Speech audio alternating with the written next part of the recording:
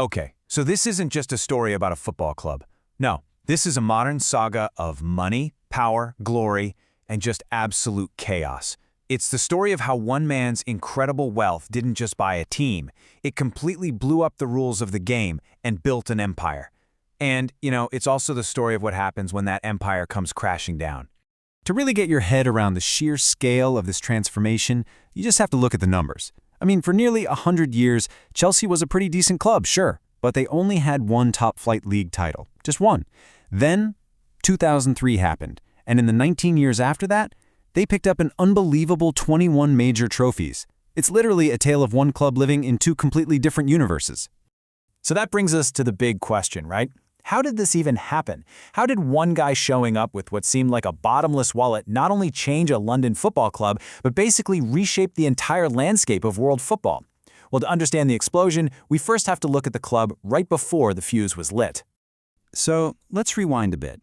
Long before the private jets and the superstar signings, Chelsea was a club that was, and I'm not exaggerating here, teetering on the edge of financial ruin. We're not talking about a rough patch. This was a genuine crisis. The situation was so bad that back in 1982, a business named Ken Bates bought the entire club for the symbolic price of just £1. Yep, £1. He wasn't buying a thriving business. He was basically taking on a mountain of debt, and in doing so, he saved the club's historic home, Stamford Bridge, from being sold off to property developers. Now fast forward to the early 2000s, and things on the pitch had gotten a lot better.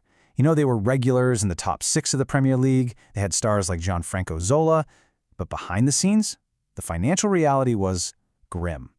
The club was drowning in about £80 million of debt. They were living way beyond their means, and were basically one missed payment away from complete collapse. And then, in the summer of 2003, a helicopter landed in London, and this quiet, pretty much unknown Russian billionaire stepped out. And that was the moment. That was the moment the entire football world just tilted on its axis. The Roman Abramovich revolution had begun. So Abramovich's first move was a massive statement of intent. He didn't just buy the club from Ken Bates, he immediately wiped out that crippling £80 million debt.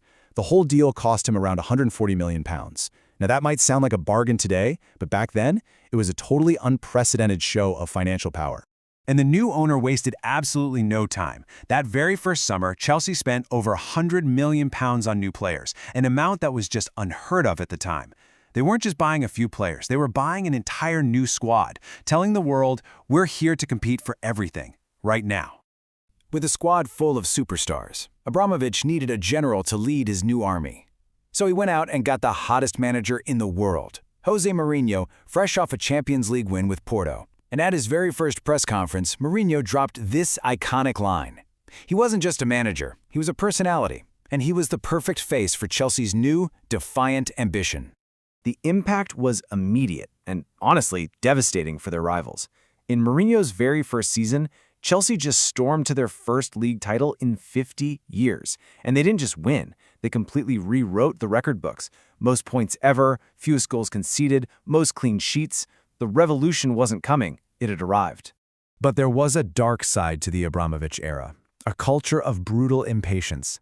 Mourinho, the special one, got sacked twice. Carlo Ancelotti delivered the club's first ever league and cup double, sacked a year later. Roberto Di Matteo won the Holy Grail, the Champions League, and was gone just a few months later. The message from the owner was crystal clear. What you won yesterday means nothing tomorrow. And this was the pinnacle, the absolute peak of the whole Abramovich project. Against all odds, playing against Bayern Munich in their own stadium, Chelsea, led by an interim manager no less, won their first ever Champions League. Didier Drogba's last-minute equalizer and then that winning penalty, it was the stuff of legend. This was the ultimate payoff for all those billions spent. For nearly 2 decades, the empire just seemed invincible. The money kept flowing, the trophies kept coming in, and then, almost overnight, the world changed, and the entire foundation of the club was just ripped away. This is the date that the empire started to crack. Russia's invasion of Ukraine sent a political earthquake across the globe. The UK government, along with its allies, moved to sanction Russian oligarchs with supposed ties to the Kremlin, and Roman Abramovich found himself right in the crosshairs. The sanctions that followed were swift and just devastating. Abramovich was forced to sell, but in that chaotic period in between, the club was basically frozen in time. Can you imagine that? You're the champions of Europe, but you're legally banned from signing a player, renewing a contract, or even selling a team's shirt in the club shop. The club was operating under a special government license, with its future totally uncertain from one week to the next. But even with all the chaos of a forced sale, the return on investment was staggering.